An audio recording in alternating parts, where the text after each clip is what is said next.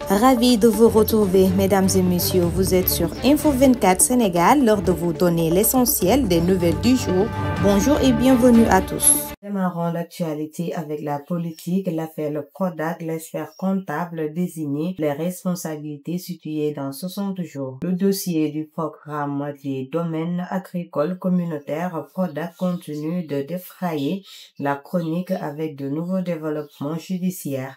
Selon nos sources, le juge d'instruction du parquet financier a désigné lundi 6 janvier 2025 le cabinet d'Abdoulaye Dramé pour effectuer une expertise comptable approfondie dans l'affaire impliquant Mamina Daffé et Ibrahima Cissé accusés de détournement de deniers publics estimé à 682 millions de francs CFA. Nous sommes nos propres sources de problèmes. Cette phrase d'Ousmane Sonko lors de sa dernière sortie est bien confirmée par la situation actuelle au sein du parti Pastef. La nomination de Awa Bokar Ali, une femme très engagée dans la défense du régime de Macky Sall comme membre du CNRA, est venue mettre toutes les divergences de Pastef sur la place publique.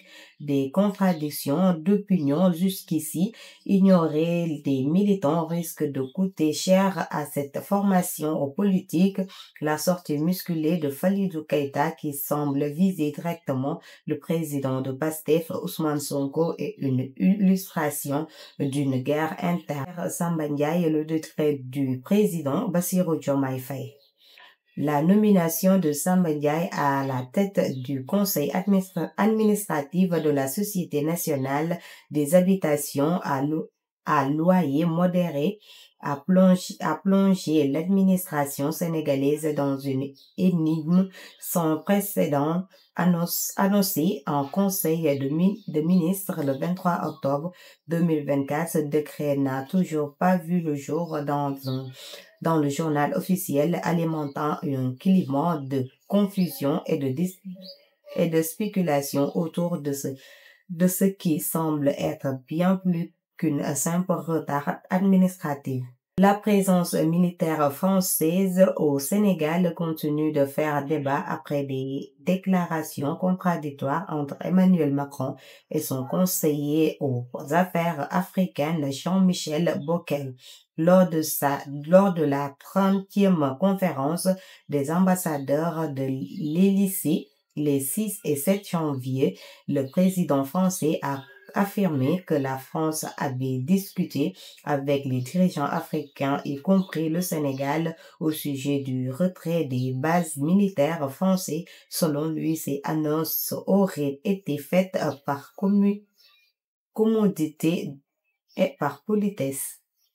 En société, sous la houlette de son direction générale, Elimane Pouy, la Société nationale de gestion et d'exploitation du patrimoine bâti de l'État, Sogepa SN, est déterminée à remettre de l'ordre dans la gestion des biens de l'État. Le député Abdoumbaou a adressé une question écrite au ministre de l'Industrie et du Commerce pour avoir des éclaircissements sur la hausse des prix de certains denrées. Dans la question écrite datée du 7 janvier, le député Abdoumbaou demande au gouvernement, à travers le ministre de l'Industrie et du Commerce, indiquer les stratégies qu'il compte utiliser pour soulager les populations face à la hausse du prix du sucre et de l'huile.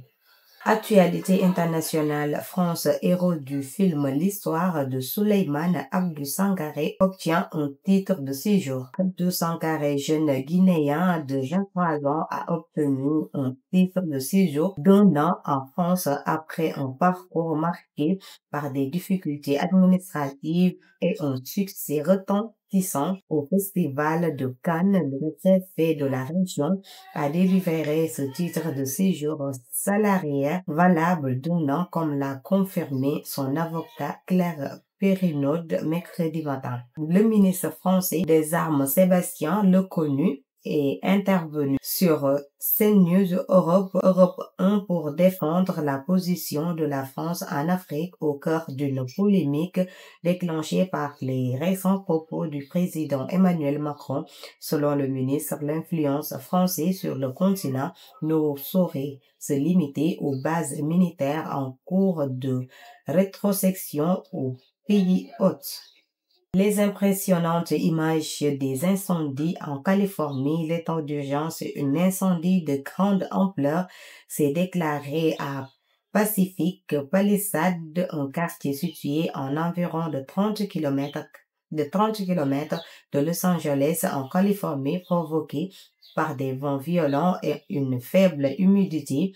Le sinistre a déjà consumé près de 300 hectares de végétation et menacé de nombreuses habitations. Les autorités locales ont rapidement émis une alerte de vigilance face à cette condition climatique extrême. Sur la plateforme X, ancienne Twitter, le gouverneur Gavin Newsom a déclaré la partie sud de l'État est confrontée à des vents violents et à des risques d'incendie extrêmes, ces vents pouvant éteindre jusqu'à 160 km vont favoriser la progression rapide des flammes. Face à cette situation critique, plus de 250 pompiers de Los Angeles et des comités voisins ont mobilisé pour tenter de mettre l'incendie. Selon Karen Bass, maire de Los Angeles, les équipes luttent de